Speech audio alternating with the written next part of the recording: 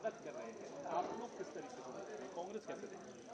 हम शांति की किसी भी पहल का स्वागत करते हैं, क्योंकि कहीं पर भी दुनिया में युद्ध होता है उसका खामियाजा आम जनता भुगतती है। हमारे 3 नाविक शहीद हो गए, और क्यों शहीद हुए? क्योंकि अमेरिका ने उनकी क्रूर हत्या कर दी, ये जानते हुए भी कि उस शिप पर भारतीय क्रू थे, और हमारे प्रधानमंत्री उस पर एक शब्द नहीं बोल पाए। ना उन्होंने संवेदना व्यक्त करी, ना उन्होंने कोई सिंपैथी की बात करी, ना कंडोलेंस मैसेज किया। अमेरिका के सामने आपत्ति दर्ज आना तो बड़ी दूर की बात है। हमारे प्रधानमंत्री कुछ बोल ही नहीं पा रहे। क्या डरते आप अमेरिका से? हम शांति का स्वागत करते हैं, लेकिन हम ये भी पूछना चाहते हैं कि भारत ने उसमें कोई रोल क्यों नहीं अदा किया? इतना बड़ा शांति समझौता हो रहा है, कंगला टेरर स्टेट पाकिस्तान उसमें रोल अदा कर रहा है। शहबाज शरीफ उछल उछल के बता रहे हैं कहाँ होगा क्या होगा, और नरेंद्र मोदी स्वागत करके करबद्ध है। अरे हमारा रोल क्यों नहीं आया? हम गांधी का, बुद्ध का देश है। शांति की पहल में तो हमारी जिम्मेदारी होनी चाहिए थी, हमारी भागीदारी होनी चाहिए थी। हम कहीं दिख ही नहीं रहे। हमारे नाविकों को अमेरिका क्रूर तरीके से मार रहा है, उनकी हत्या कर रहा है, हम कहीं नजर ही नहीं आ रहे बोलते हुए। हम जी कर रहे हैं। मार्को रूबियो बजाय खेद व्यक्त करने के, शोक जताने के, उल्टे हमें धमका रहा है हत्या करके, और हम चुप बैठे हुए हैं। नरेंद्र मोदी जी जब डोनाल्ड ट्रंप से मिलेंगे, क्या वो इन मुद्दों को उठा पाएंगे?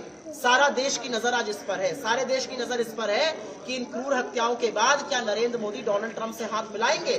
पाकिस्तान ने जब पहलगाम का आतंकी हमला किया था, तो आपने क्रिकेट मैच खिलवाया, और उसको सही ठहराने के लिए आपने टीम से दूसरी टीम का हाथ नहीं मिलवाया। तो आप डोनाल्ड ट्रंप से कैसे हाथ मिलाइएगा? वो भी तो हत्यारे, उन्होंने भी हमारी 3 नाविकों की हत्या की है।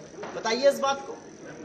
टीएमसी के जो सांसद हैं उन्होंने अलग रुख कर लिया और एक पूरी राजनीति घटनाक्रम अशोक गहलोत कह रहे हैं कि अगर इंदिरा गांधी होती तो भारतीय जनता पार्टी को बैन कर देती, और ये भी कह रहे हैं राहुल गांधी की लीडरशिप को अब बाकी पार्टियों को मानना चाहिए, और ये होना चाहिए मोदी बनाम राहुल गांधी।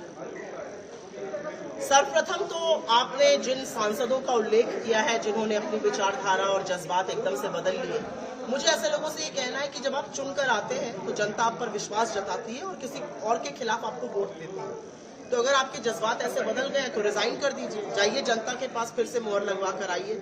ये जो पैतरा बदलने की बात है, ये जो गुलाटी मारी जा रही है बेचारे, ये लोकतंत्र की हत्या है और कुछ नहीं है। असलियत ये है कि बीजेपी की जो सत्ता की लोलुपता है, सत्ता का लालच है, उसका कोई अंत ही नहीं है। कितनी सीटें चाहिए बीजेपी को, किसी को पता ही नहीं है। हर वो पैतरा आजमाने को तैयार है, चाहे वो ईडी, सीबीआई, इनकम टैक्स हो, चाहे वो प्रलोभन हो, चाहे वो पार्टियों को तोड़ना हो।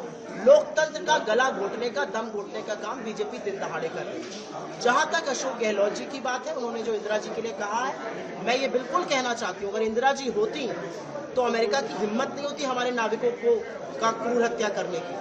अमेरिका की हिम्मत नहीं होती हमारे लोगों को बेड़ियां बांधकर खदेड़ने की। हिम्मत नहीं होती पाकिस्तान की कि हमारे यहाँ आकर पहलगाम जैसे क्रूर हत्या करके लोगों की चला जाए, इतना बड़ा नरसंहार कर दे। अगर इंदिरा जी जिंदा होती तो हालात बड़े अलग होते। इंदिरा जी ही क्यों, अगर सरदार पटेल जिंदा होते तो जैसे उन्होंने आरएसएस को बैन किया, बीजेपी को भी बैन करते, क्योंकि बीजेपी हर वो काम कर रही है जो आरएसएस ने किया था। इन्हीं की विचारधारा से प्रेरित होकर गोडसे ने गांधी को मारा था, तो बिल्कुल बैन कर देते हैं। For more such videos, subscribe to the NewsX YouTube channel, hit the bell icon.